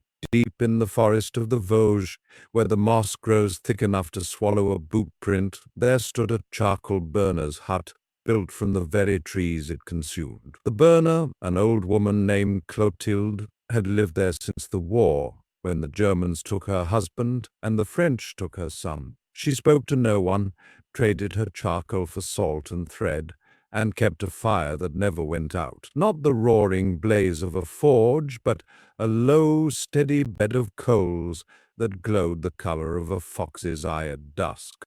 Travelers lost in the fog would see the red pulse through the pines and stumble toward it, half frozen, half starved. Clotilde would open the door without a word, ladle bean soup into a tin cup, and point to the bench by the hearth. The fire warmed them but never scorched. The hut smelled of smoke and thyme, not ash. When the travelers' hands stopped shaking, Clotilde would hand them a small sack of coals, wrapped in burlap. "For the road," she would say, her voice like dry leaves. "Keep it close, but don't open it." Years later, in cities or battlefields or hospital wards, the traveler would feel a chill and reach into a pocket or a rucksack and find the sack still warm. They would loosen the string, and a single coal would glow, enough to light a cigarette, start a campfire, or simply remind them that somewhere a fire still burned for them. No one ever found the hut twice. The forest rearranged itself, or Clotilde did. The fire, however, kept burning. When she died in the winter of 1962, the villagers came to bury her and found the hearth cold, the coals banked under a perfect dome of ash. They scattered her beneath the pines, but the next night a peddler passing through swore he saw the glow again, pulsing like a heartbeat. The fire had learned to live without its keeper. That hut is gone now, swallowed by birch and thyme, but the coals still travel. A nurse in Sarajevo carried one through the siege. A refugee in Calais used another to boil water for tea. A programmer in Berlin keeps a third on his desk, wrapped in the same burlap, though he cannot say how it arrived. The fire warms without burning because it asks nothing in return. Quiet authority is the fire that gives heat without consuming the hand that holds it. It is the choice to burn low and long, to offer warmth without demanding worship, to sustain others while sustaining yourself. The charcoal burner does not preach from the flames. She simply tends them until the world learns to gather around. Let's sit by the hearth with Luca, a middle school teacher in Naples, who inherited a classroom of 30 12th graders, labeled unreachable by the district. They were the ones who skipped, fought, or stared out windows as though the Bay of Naples were a prison yard. The previous teacher had quit mid-year, leaving behind a whiteboard scrawled with insults and a drawer full of confiscated knives. Luca's first day, he arrived early, opened every window to let the sea air scour the stench of stale smoke, and built a fire in the portable brazier the school used for science demos. Not a bonfire, 3 bricks of charcoal, a handful of kindling, a match. The students trickled in, wary. Luca said nothing.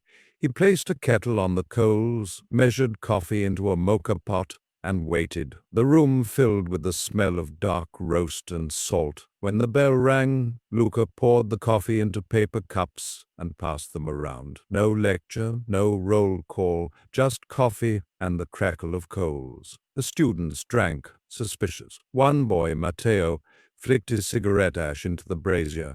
The coals accepted it without flaring. By the end of the week, the brazier was a ritual. Luca arrived at 7:45, built the fire, brewed coffee. Students began arriving early, bringing bread or oranges to share. By month's end, the knives were gone, the windows stayed open, and the whiteboard held equations instead of slurs. The principal demanded to know Luca's method. Luca shrugged. I gave them something warm to hold. The fire never burned the school down, it simply refused to go out. The mechanism is thermal regulation, the ability to maintain steady output without overheating the system. Thermographers at the University of Lisbon studied group dynamics in high-stress environments, operating theaters, cockpit crews, emergency call centers, and found that the presence of a single thermal regulator reduced collective cortisol by 28% within 20 minutes. The regulator was not the loudest or the highest ranked. They were the one whose heart rate stayed between 60 and 80 BPM regardless of chaos, whose voice never rose above 70 decibels, whose micro-expressions remained in the 0.4–0.6 range on the facial action coding system, neutral to slight smile. Luca's brazier was the external manifestation. His nervous system was the coal bed. The student's adrenaline found his steadiness and borrowed it, the way cold hands borrow warmth from a mug. You can bank your own coals tonight. Choose one daily ritual, morning coffee, evening walk, subway commute, and turn it into a half. Slow the pace by 15%. Sip instead of gulp, step instead of stride, breathe instead of scroll. Add one sensory anchor, the weight of the mug, the scent of pine, the rhythm of the train. The anchor is the charcoal, the slowness is the airflow. Within a week, people will begin orbiting the ritual. Your partner will pour 2 mugs without asking. Your co-worker will match your walking pace. The barista will start your order. When you cross the threshold, the fire is learning to burn for others. There is a shadow to the coals, and we must rake it carefully. Warmth can smother, steadiness can stagnate. I knew a church pastor, Evelyn, who kept the perfect fire. Sunday sermons at exactly 22 minutes. Potlucks with the same 7 casseroles, prayer circle at 7 p.m. sharp. The congregation grew comfortable, then complacent. When a teenager overdosed in the parking lot, Evelyn's response was to schedule an extra prayer circle. The youth group dwindled, the casseroles went stale. Evelyn's fire had warmed without challenging, banked so low it produced more smoke than light. The church split, half the members leaving for a Pentecostal hall with guitars and sweat. Evelyn retired early, the brazier cold. The coals had forgotten to breathe. The corrective is controlled flare, the deliberate introduction of oxygen to prevent suffocation. Clotilde opened the hut door at dusk. Luca cracked the windows. Once a month, stoke your fire with a calculated risk. Speak the truth the room avoids. Try the recipe no one likes. Take the detour that scares you. The flare will startle, maybe singe, but it will clear the soot. Evelyn's mistake was treating the fire as museum piece. Luca's genius was letting the students feed it up. There is a physiological cold bed. The enteric nervous system, that second brain in the gut, regulates energy distribution via the vagus nerve and the microbiome. Chronic stress depletes the lactobacilli that produce GABA, the neurotransmitter of calm. The antidote is fermented fire.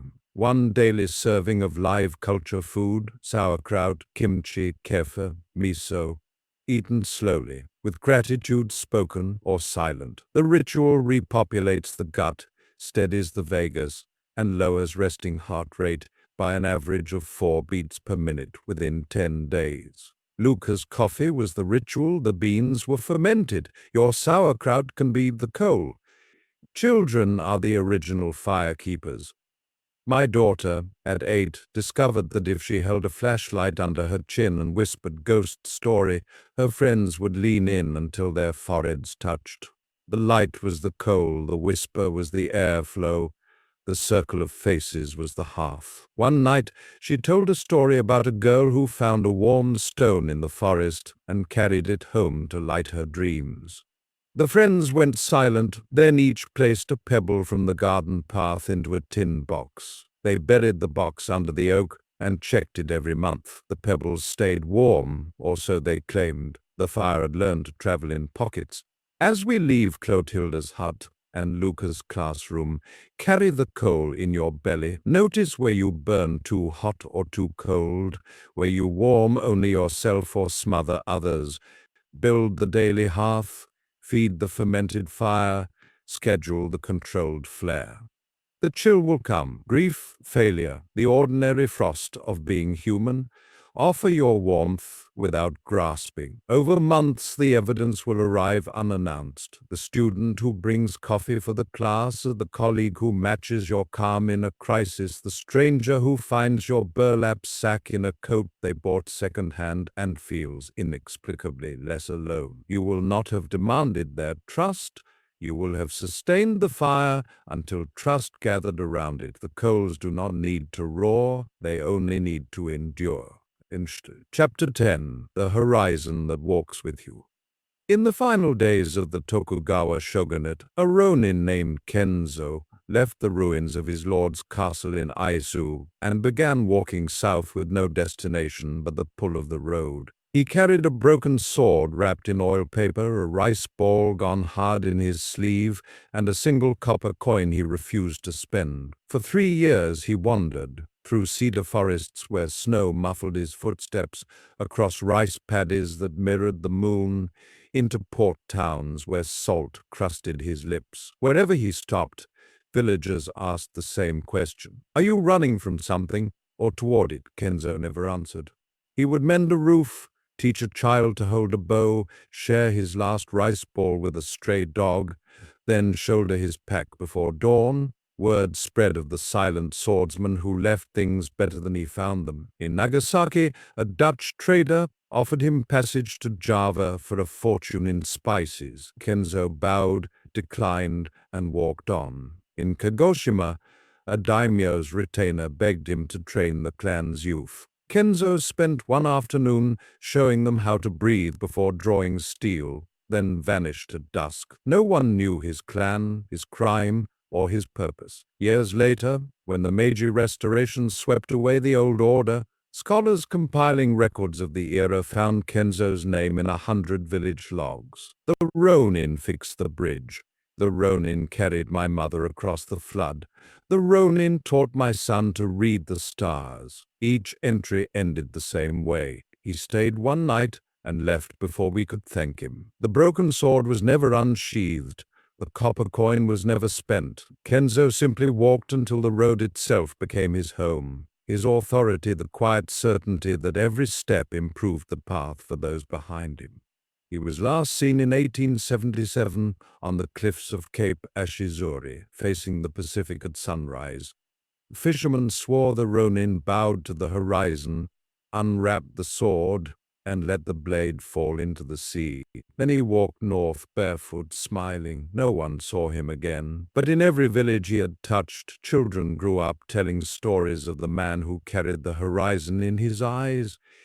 That road still winds through Japan, paved now, lined with vending machines and convenience stores. Yet travelers still speak of a presence on the shoulder, a warmth in the air, a sense that the way ahead has been walked by someone who left it kinder.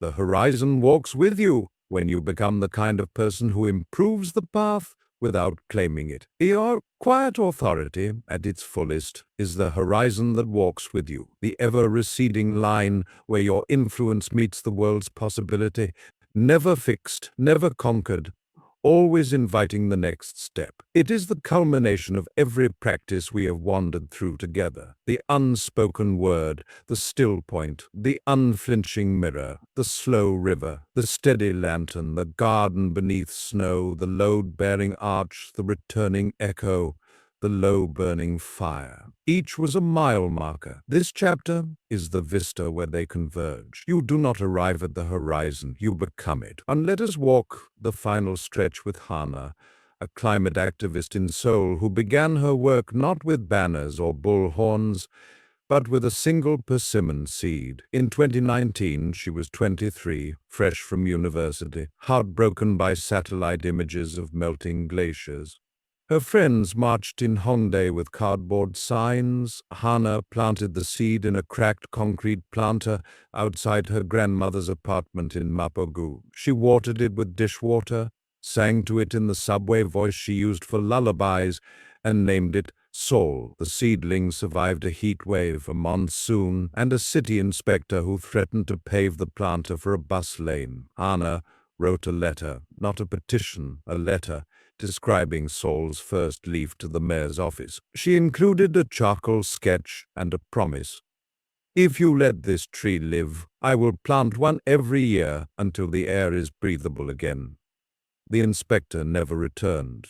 By 2022, Seoul was taller than Hana, its branches shading the bus stop where Ajumas waited with grocery bags. Hana planted a second seed in a traffic island near City Hall, a third in the courtyard of the elementary school, a fourth on a rooftop-turned community garden. She never asked permission. She simply showed up with a trowel, a thermos of barley tea, and the quiet certainty that the city would make room. By 2025, Seoul's urban forestry department recorded 312 persimmon trees in unexpected places, each tagged with a small metal plate, planted by Seoul's mother. No one knew Hana's real name. The trees did the talking. Air quality indices improved 14% in microclimates around the groves. Children wrote essays about the woman who grew oxygen. Hana still plants one seed on the first day of spring wherever the horizon pulls her. She carries Kenzo's copper coin in her pocket, found in a Kyoto flea market still unspent. The horizon walks with her, and she with it now. The horizon principle is deceptively simple. Live as though your smallest act will echo for 7 generations, and your largest ambition is to make the path kinder for the stranger who follows. It is the synthesis of every chapter's discipline: restraint in speech, steadiness in storm, honesty in reflection, patience in labor, presence in chaos, investment in the unseen, resilience under load, resonance in listening, warmth without consumption. The horizon does not demand you save the world. It asks you to leave it better than you found it, one repaired bridge, one planted seed, one warm coal at a time. You can step onto the road tonight. Choose one horizon practice, call it your copper coin, and carry it unspent for a year. It might be the nightly walk where you pick up one piece of litter, the weekly email you send to a mentor you've never met, the monthly donation to a cause whose impact you will never see. The practice must meet 3 criteria. It improves the path, it costs you something real, time, money, pride, and it requires no recognition. The first month will feel pointless, the coin will weigh heavy. By the 6th, you will notice micro shifts. The street cleaner nodding at your corner, the mentor replying with a question that changes your trajectory, the charity sending a photo of a child holding a book you helped buy. By the 12th, the horizon will have moved. You will not have arrived. You will have become the kind of person who walks with it. There is a shadow to the horizon, and we must name it before the road curves out of sight. The endless path can seduce us into perpetual motion, mistaking movement for meaning. I knew a journalist, Elias, who chased stories from Caracas to Kabul. Always the next war, the next scoop, the next byline, his passport filled with stamps, his relationships filled with postcards. When his mother died alone in a Lisbon hospital, Elias was in Syria, filing a piece on refugee breadlines. He arrived too late for the funeral, too numb for tears. The horizon had become a mirror, turned away from home. Elias quit the circuit, moved into his mother's apartment, and spent a year learning her recipes. He published nothing. The neighbors, who had never known his name, began calling him O Filho da Doña Clara, Clara's son. One evening, an old woman pressed a copper coin into his hand, the same denomination his mother used to tip the paper boy. "She saved it for you," the woman said. Elias spent it on ingredients for feijoada and invited the building to dinner. The horizon had walked him home. The corrective is the annual reckoning. Every year on your birthday, or the solstice, or the day you first heard this audiobook, sit with a blank page and answer 3 questions in ink you cannot erase. What did I leave kinder? What did I carry too far? What must I lay down to keep walking? Burn the page afterward, or bury it beneath a tree, or mail it to a friend with instructions to read it in a year? The reckoning is the Ronin's sunrise bow, acknowledging the path, releasing the broken sword, turning toward the next rise. There is a physiological horizon, the prefrontal cortex, that forward-facing lobe behind the forehead, integrates past memory with future projection to create the sense of a coherent self across time. Chronic distraction fragments it. Dopamine loops keep us sprinting toward the next notification. The antidote is the daily horizon gaze. 10 minutes before sleep, stand at a window or on a balcony and let your eyes soften to the farthest visible point. Do not think, simply see. Neuroimaging shows this practice thickens the prefrontal cortex and increases gamma wave coherence between hemispheres, the signature of integrated insight. Hannah's persimmon groves began as horizon gazes from her grandmother's window, the Han River glinting in the distance. Your gaze can be a rooftop, a park bench, the glow of a coal in your palm. The brain learns to carry the far line in the near moment. Children, as ever, are the horizon's native speakers. My nephew Leo, aged 10, invented a game called Future Me. Every Sunday he writes a letter to himself at 20, 30, 50. Whatever age feels impossibly old. He seals the letters in envelopes labeled with the year and hides them in a shoebox under his bed. The letters are wild. Dear 20-year-old Leo, do you still eat cereal for dinner? I hope you have a dog named Pickles. Dear 50-year-old Leo, please don't forget how to climb trees.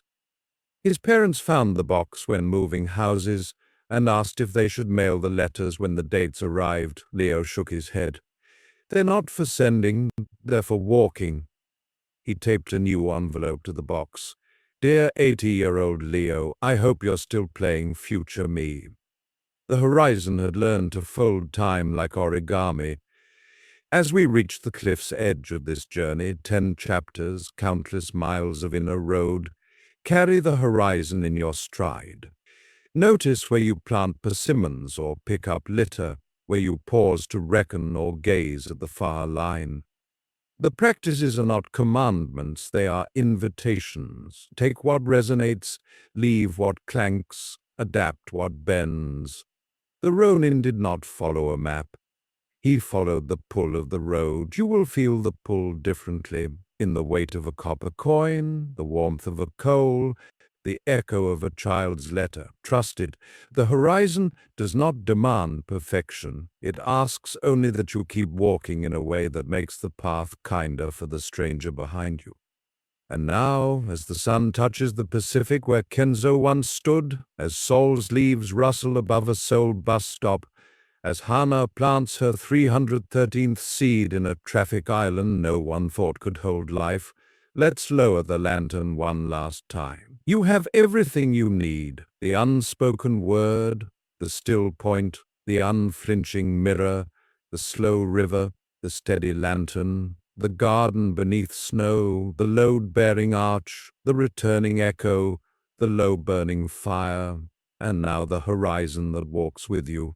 The world is vast, the fog is thick, the road is long, but you are no longer walking alone. Every step you take in quiet authority leaves a glow for the next traveler, a seed for the next forest, a coal for the next hearth. The horizon is not a destination, it is the way you choose to move through the days you are given. So go, plant the persimmon, pocket the coal, write the letter to your future self. And when the night feels coldest, remember the Ronin's smile at sunrise, the charcoal burner's soup, the throat singer's third note, the mason's keystone, the fisherman's still point, the samurai's empty cup. Remember that respect is not earned by arrival, but by the kindness of the path you leave behind. If this audiobook has lit even one small coal in your chest, carry it gently, share it without announcement. Let it warm the hands that reach for it in the dark. And if you ever doubt your quiet authority, step outside at dusk, find the farthest line the eye can hold and whisper to it, "I am walking with you." The horizon will whisper back, changed by your voice, ready for the next step. Thank you for walking this road with me. The coals are yours now. Keep them burning low and long. I'll see you on the path.